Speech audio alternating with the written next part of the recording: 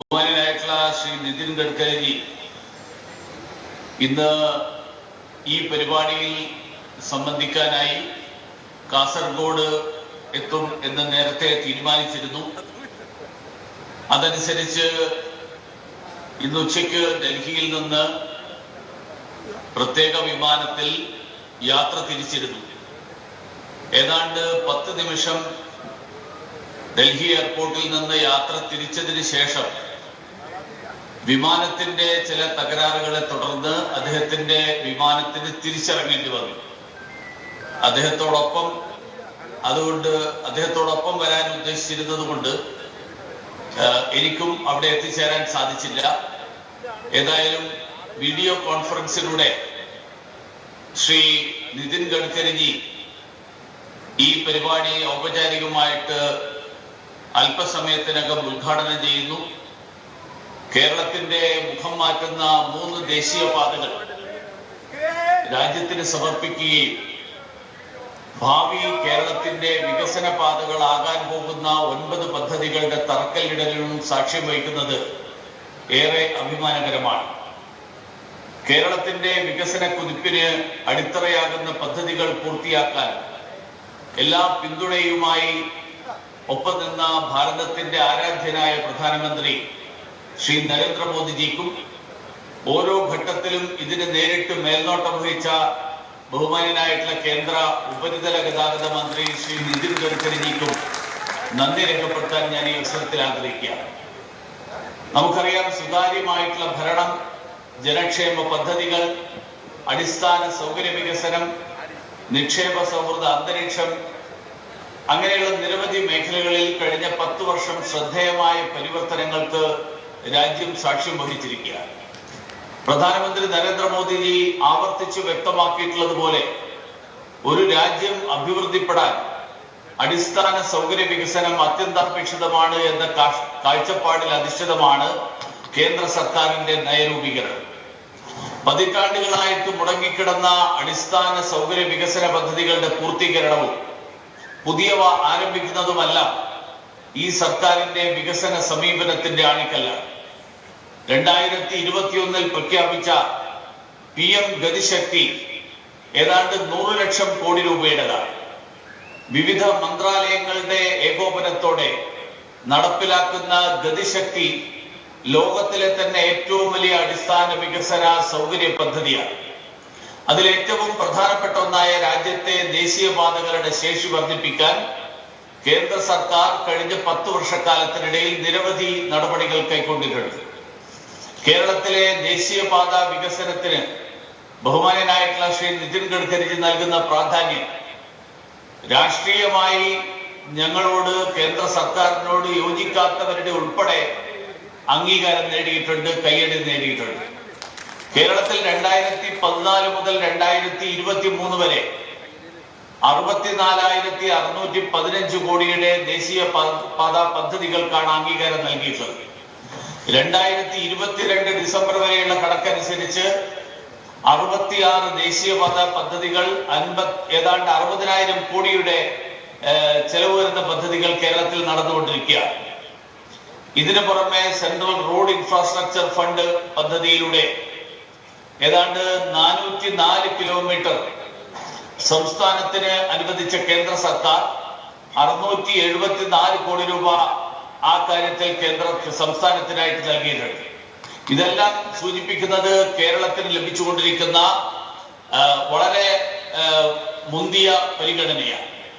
ഇതിനെല്ലാം സംസ്ഥാനത്തിനൊപ്പം നിന്ന ശ്രീ നിതിൻ ഗഡ്കരിജിക്ക് ഞാൻ ഒരിക്കൽ കൂടി നന്ദി രേഖപ്പെടുത്തുകയാണ്. നമ്മുടെ കേരളത്തിലെ ദേശീയപാത വികസനം, ആ ദേശീയപാത വികസനത്തിൽ ചില പ്രതിസന്ധികൾ നമ്മൾ നേരിടുന്നു എന്നുള്ളത് ഒരു വസ്തുത കൂടിയാണ്. ബഹുമാനനായിട്ടുള്ള ശ്രീ നിതിൻ ഗഡ്കരിജി തന്നെ അക്കാര്യം പാർലമെന്റിൽ ചൂണ്ടിക്കാട്ടിയിട്ടുണ്ട്. അതിന്റെ മുഖ്യ കാരണം അതിന് ഏതെങ്കിലും ഒരു സർക്കാരിന്റെയോ അല്ലെങ്കിൽ മറ്റാരുടെയെങ്കിലും അല്ലെങ്കിൽ അവരുടെ അവഗണനയോ അല്ലെങ്കിൽ അവരുടെ പ്രത്യേക താല്പര്യമില്ലായ്മയോ ഒന്നുമല്ല. കേരളത്തെ സംബന്ധിച്ചോളം കേരളം ഏറ്റവും കൂടുതൽ ജനസാന്ദ്രതയുള്ള സംസ്ഥാനമാണ്. അതുകൊണ്ട് തന്നെ ഭൂമി ഏറ്റവും വില കൂടിയ വസ്തുവാണ് നമ്മുടെ നാട്ടിൽ. മറ്റ് സംസ്ഥാനങ്ങളിൽ ശ്രീ നിതിൻ ഗഡ്കരിജി തന്നെ ചൂണ്ടിക്കാണിച്ചിട്ടുള്ളതുപോലെ മറ്റ് സംസ്ഥാനങ്ങളിൽ ദേശീയപാത പണിയുമ്പോൾ ചെലവാകുന്ന പണത്തിന്റെ വലിയ ഇരട്ടിയിലധികം തുകയാണ് ഭൂമി വിലയായിട്ട് നമുക്ക് കേരളത്തിൽ ദേശീയപാത പണിയുമ്പോൾ ചിലവാകുന്നത്. ആ പ്രശ്നം ഏതെങ്കിലും സർക്കാരിന്റെ പരിശ്രമം കൊണ്ട് പരിഹരിക്കാൻ കഴിയുമോ എന്ന് എനിക്കറിയില്ല. അതേ സമയത്ത് നമ്മൾ കൂട്ടായി പരിശ്രമിച്ചാൽ പരിഹരിക്കാൻ കഴിയുന്ന ചില വിഷയങ്ങളുമുണ്ട്. നിർമ്മാണ സാമഗ്രികളുടെ ലഭ്യതക്കുറവ് അത് ദേശീയപാത അതോറിറ്റി നേരിടുന്ന ഒരു വലിയ പ്രതിസന്ധിയാണെന്നാണ് ഞാൻ മനസ്സിലാക്കുന്നത്. NH 66 ഉൾപ്പെടെ നിലവിൽ നിർമ്മാണം നടക്കുന്ന ആ പദ്ധതികളെ അടക്കം കരിങ്കല്ലും മണ്ണും ഉൾപ്പെടെയുള്ളവയുടെ ദൗർലഭ്യം ബാധിച്ചിട്ടുള്ളതായിട്ടാണ് ഞാൻ അറിയുന്നത്. കേരളത്തിലെ ക്വാറികളിൽ നിരക്ക് നിശ്ചയിച്ച് മുൻഗണന നൽകി ഖനനത്തിന് അനുവാദം നൽകണം എന്ന് ദേശീയപാത അതോറിറ്റി സംസ്ഥാന സർക്കാരിനെ സമീപിച്ചിട്ടുണ്ട് എന്നാണ് ഞാൻ മനസ്സിലാക്കുന്നത്. ആ കാര്യത്തിൽ അടിയന്തരമായിട്ടുള്ള നടപടികളും തീരുമാനങ്ങളും ഉണ്ടായിക്കഴിഞ്ഞാൽ ഈ വിഷയത്തിൽ പരിഹാരത്തിന് വേണ്ടിയിട്ട് പെട്ടെന്ന് സാധിക്കും എന്നാണ് ഞാൻ മനസ്സിലാക്കുന്നത്. സംസ്ഥാനത്തെ തരിശു ഭൂമികളിലും ക്വാറികളിലും സർക്കാർ നിശ്ചയിക്കുന്ന റോയൽറ്റി ഉൾപ്പെടെയുള്ള ഫീസുകളും ആവശ്യമെങ്കിൽ നിശ്ചിത തുക അധികമായും അടക്കാൻ തയ്യാറാണ് എന്ന് നാഷണൽ ഹൈവേ അതോറിറ്റി തയ്യാറാണ് എന്നാണ് ഞാൻ മനസ്സിലാക്കുന്നത്. അത് മാത്രമല്ല, ഖനന മേഖലകളിലേക്കുള്ള റോഡ് തകർന്നാൽ അതും പൂർണ്ണമായി നന്നാക്കി നൽകാം എന്നതടക്കം ദേശീയപാത അതോറിറ്റി അറിയിച്ചിട്ടുണ്ട്. ആ കാര്യത്തിൽ അടിയന്തരമായിട്ട് തീരുമാനമുണ്ടാകേണ്ടതുണ്ട്. ഖനന കാര്യത്തിൽ സംസ്ഥാന ധനകാര്യ വകുപ്പിനോട് വേഗത്തിൽ തീരുമാനമുണ്ടാക്കാനുള്ള നിർദ്ദേശവും ഉണ്ടാകേണ്ടതുണ്ട്. ഇതേപോലെ തന്നെ കുറഞ്ഞ നിരക്കിൽ മണൽ ലഭ്യത ഉറപ്പാക്കുന്നതിലും സംസ്ഥാന സർക്കാരിന്റെ ഇടപെടലിന്റെ ആവശ്യമുണ്ട്. അഷ്ടമുടി, വേമ്പനാട് കായലുകളിൽ നിന്ന് ഡ്രഡ്ജ് ചെയ്തെടുക്കുന്ന മണലിന്റെ വിലയുടെ കാര്യത്തിൽ ചില ഒത്തുതീർപ്പുകൾ അനിവാര്യമാണ് എന്നുള്ളത് ദേശീയപാത അതോറിറ്റി സംസ്ഥാന സർക്കാരിനെ അറിയിച്ചിട്ടുണ്ട്. 2022 ഇക്കാര്യം ദേശീയപാത അതോറിറ്റി മുഖ്യമന്ത്രിയുടെ ശ്രദ്ധയിൽപ്പെടുത്തിയിട്ടുണ്ട്. തിരുവനന്തപുരം ഔട്ടർ റിംഗ് റോഡിന്റെ കാര്യത്തിലും തീരുമാനമാകാതെ നിൽക്കുന്നത് അതിന് പരിഹാരം കണ്ടെത്തേണ്ട ആവശ്യമുണ്ട്. സ്ഥലമേറ്റെടുക്കലുമായിട്ട് ബന്ധപ്പെട്ട് നിലനിൽക്കുന്ന നിയമപോരാട്ടങ്ങൾ മറ്റൊരു വിഷയമാണ്. ജനപ്രതിനിധികൾ മുൻകൈയെടുത്താൽ പരിഹരിക്കാവുന്നതാണ് അത്തരത്തിലുള്ള പല പ്രശ്നങ്ങളും. ഇത്തരത്തിലുള്ള 1-2 കാര്യങ്ങൾ ചൂണ്ടിക്കാണിച്ചത് വികസന കാര്യങ്ങളിൽ കേന്ദ്ര സംസ്ഥാന സർക്കാരുകളുടെ പൂർണ്ണ സഹകരണം ആവശ്യമാണ് എന്ന് ചൂണ്ടിക്കാണിക്കാനാണ്. കാരണം സംസ്ഥാന സർക്കാരിന് പരിഹരിക്കാനാവുന്ന കാര്യങ്ങളിൽ അതിൽ താമസം വരുമ്പോൾ സ്വാഭാവികമായിട്ടും സംഭവിക്കാൻ പോകുന്നത് സംസ്ഥാനത്ത് ജനങ്ങൾ ആ വികസന മുരടിപ്പിന്റെ ഫലം കേരളത്തിലെ ജനങ്ങൾ അനുഭവിക്കേണ്ടി വരുന്ന സാഹചര്യം ഉണ്ടാകും.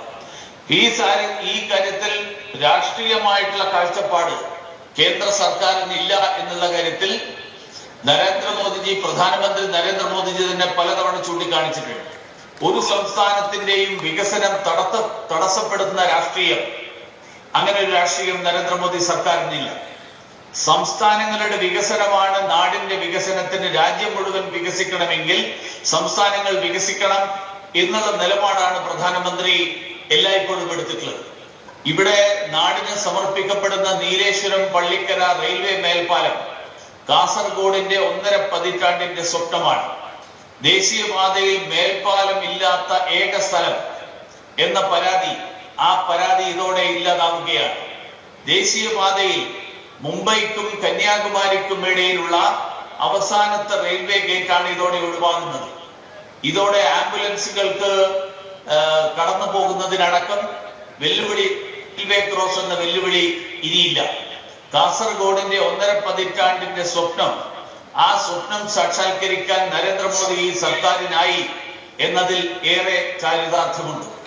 ഇന്ന് ഉദ്ഘാടനം ചെയ്യപ്പെടുന്ന പൂർണ്ണമായും കേന്ദ്ര സർക്കാർ ചിലവിൽ നടപ്പിലാക്കിയിട്ടുള്ള മൂന്നാർ ബോഡിമെട്ട് ദേശീയപാത സംസ്ഥാനത്തെ വിനോദസഞ്ചാര മേഖലയ്ക്ക് ഇപ്പോൾ തന്നെ വലിയ ഉണർവ് നൽകി കഴിഞ്ഞിരിക്കുന്നു.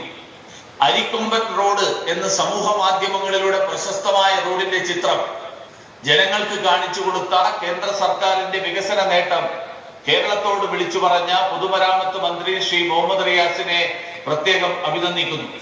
അദ്ദേഹത്തിന്റെ സമൂഹ മാധ്യമ പോസ്റ്റുകൾ പലപ്പോഴും കേന്ദ്ര പദ്ധതികൾക്കടക്കം വലിയ പ്രൊമോഷൻ ആകാറുണ്ട്. ഈയിടെ ഇടുക്കിയിലെ തന്നെ ഇക്കോ ലോഡ്ജുകളെ കുറിച്ചുള്ള അദ്ദേഹത്തിന്റെ വീഡിയോ ഞാൻ സമൂഹ മാധ്യമത്തിൽ കണ്ടു. ഏതാണ്ട് 6 കോടി മുടക്കി ഇടുക്കി അണക്കെട്ടിനോട് അടുത്ത് നിർമ്മിച്ച ഇക്കോ ലോഡ്ജിന്റെ 5 കോടിയും കേന്ദ്ര ഫണ്ടാണ്. പറഞ്ഞു വന്നത്, നരേന്ദ്രമോദി സർക്കാരിന്റെ ഇടപെടലിൽ ഇടുക്കി ജില്ലയ്ക്കുണ്ടാകുന്ന വികസന കുതിപ്പിനെ കുറിച്ചാണ്. മൂന്നാർ ബോഡിമെട്ട് ദേശീയപാത നിർമ്മാണം കേന്ദ്ര ഫണ്ട് ഉപയോഗിച്ചാണ് എന്ന വസ്തുത തുറന്നു പറഞ്ഞ ശ്രീ ഇടുക്കി MP ശ്രീ ഡീൻ കുര്യാക്കോസിനെയും പ്രത്യേകം അഭിനന്ദിക്കാൻ ഞാൻ ആഗ്രഹിക്കുകയാണ്. ഇന്ന് ഉദ്ഘാടനം ചെയ്യപ്പെടുന്ന ചെറുതോണി വണ്ടിപ്പെരിയാർ പാലങ്ങൾ മലയോര ജനതയുടെ അതിജീവനത്തിന്റെ പ്രതീകങ്ങൾ കൂടിയാണ്. 2018 മഹാപ്രളയത്തിൽ ഇടുക്കി തന്നെ ഒറ്റപ്പെട്ടത് ചെറുതോണി പാലം തകർന്നതോടെയാണെന്ന് നാം മറക്കരുത്. 1960കളിൽ ഇടുക്കി അണക്കെട്ട് നിർമ്മിച്ചപ്പോഴേ ഉണ്ടാക്കിയതാണ് ചെറുതോണി പഴയ പാലം. അരനൂറ്റാണ്ട് വേണ്ടി വന്നു അവിടെ ഒരു പുതിയ പാലത്തെ കുറിച്ച് ആലോചിക്കാൻ എന്നത് എന്തുകൊണ്ട് സംഭവിച്ചു എന്ന് നമ്മൾ സ്വയം ആലോചിക്കേണ്ട ഒരു കാര്യമാണ്. അരനൂറ്റാണ്ട് പഴക്കമുള്ള ഇടുക്കി ജനതയുടെ അവകാശം യാഥാർത്ഥ്യമാക്കാൻ കഴിഞ്ഞത് നരേന്ദ്രമോദി സർക്കാരിനും അതിന് നേതൃത്വം നൽകിയത് ശ്രീ നിതിൻ ഗഡ്കരിജിയുമാണെന്ന് അഭിമാനത്തോടുകൂടി പറയാൻ ഞാൻ ഈ അവസരത്തിൽ ആഗ്രഹിക്കുകയാണ്. അടിസ്ഥാന സൗകര്യ വികസനത്തിന്റെ വേഗം കൂട്ടിയില്ലെങ്കിൽ നാടിന്റെ ഭാവി ഇരുളടയും എന്ന് നമ്മൾ മറക്കാൻ പാടില്ല. അവിടെയാണ് മറ്റു പല സംസ്ഥാനങ്ങളിലെയും പദ്ധതികൾ നമുക്ക് മാതൃകയാവേണ്ടത്. അടിസ്ഥാന സൗകര്യ കേന്ദ്ര സർക്കാർ സംസ്ഥാനങ്ങൾക്ക് 50 വർഷ കാലാവധിയിൽ പലിശരഹിത വായ്പ അനുവദിച്ചിട്ടുള്ളത് എല്ലാവർക്കും അറിയാം. സാമ്പത്തിക പ്രതിസന്ധിയിൽ അകപ്പെട്ടിരിക്കുന്ന സംസ്ഥാനങ്ങൾക്ക് വലിയ ആശ്വാസം നൽകുന്ന പദ്ധതിയാണിത്. അതിനാൽ അടിസ്ഥാന വികസന സൗകര്യത്തിന് മറ്റേതെങ്കിലും മാർഗത്തിലൂടെ കടമെടുക്കേണ്ട കാര്യം ഈ രാജ്യത്ത് നരേന്ദ്രമോദി പ്രധാനമന്ത്രിയായിരിക്കുന്നിടത്തോളം കാലം ഒരു സംസ്ഥാനത്തിനും അങ്ങനെ ഒരു പ്രശ്നമുണ്ടാകില്ല. അത് നരേന്ദ്രമോദിയുടെ ഉറപ്പാണ്. ആ പലിശരഹിത വായ്പ കേരളത്തിന്റെ അടിസ്ഥാന സൗകര്യ വികസനത്തിന് പ്രയോജനപ്പെടുത്താൻ സാധിക്കണമെന്നാണ് എനിക്ക് നിർദ്ദേശിക്കാനുള്ളത്. ഇന്ന് തറക്കല്ലിടുന്ന പദ്ധതികളുടെ സമയബന്ധിതമായ പൂർത്തിയാക്കലിന് നമുക്ക് ഒറ്റക്കെട്ടായി പ്രവർത്തിക്കാം. എല്ലാ പിന്തുണയും കേന്ദ്ര സർക്കാരിന്റെ ഭാഗത്ത് നിന്ന് ഇക്കാര്യത്തിലുണ്ടാകും. വ്യക്തിപരമായും എന്റെ ഭാഗത്ത് നിന്ന് ഇതിനാവശ്യമായിട്ടുള്ള എല്ലാ സഹകരണവും ഉണ്ടാകും എന്നറിയിച്ചുകൊണ്ട് ഞാൻ അവസാനിപ്പിക്കുന്നു. എല്ലാവർക്കും ഒരിക്കൽ കൂടി നമസ്കാരം.